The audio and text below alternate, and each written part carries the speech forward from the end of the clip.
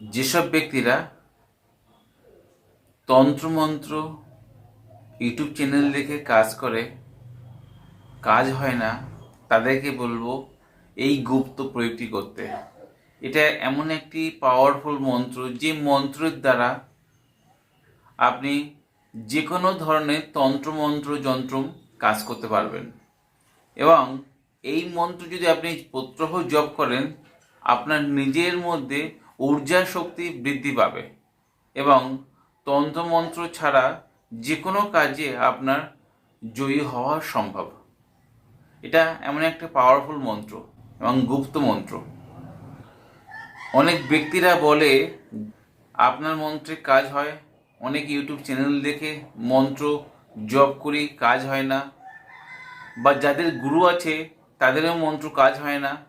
আমি সেই সব ব্যক্তিদের উদ্দেশ্যে বলবো, এই মন্ত্র আপনারা প্রত্যহ জপ করুন, তারপর দেখবেন এর অনুভব কতটুকু পাবেন। তো ভিডিও শুরু করার আগে পরিচয় দিয়ে আমি সমীর।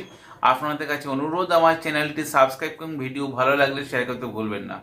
আপনার দেওয়া লাইক এবং শেয়ার আমার এই ভিডিও বানাতে উৎসাহ করবে। আপনাদের যে গুপ্ত মন্ত্রটির কথা বলবো, এটা ভিডিও শেষে দিয়ে দেব। এই মন্ত্রটি কোনো শুভ তিথি রেখে 108 বার জপ করে নেবেন, তারপর প্রত্যহ 21 বার করে আপনারা পাঠ করবেন। তারপর তন্ত্রমন্ত্র যে কোনোই কাজ করেন না কেন আপনাদের কার্যসিদ্ধি হবে।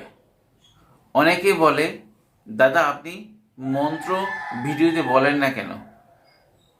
ভিডিওতে এই জন্য বলি না, কেন মন্ত্রের অনেক গুণ থাকে, আর এই মন্ত্রগুলো হয় গুপ্ত, তাই জনসমক্ষে আপনাদের শেখানোর উদ্দেশ্যে যতটুকু দেওয়ার সময় ততটুকু আমরা বলে দেই আর লিখে দেই।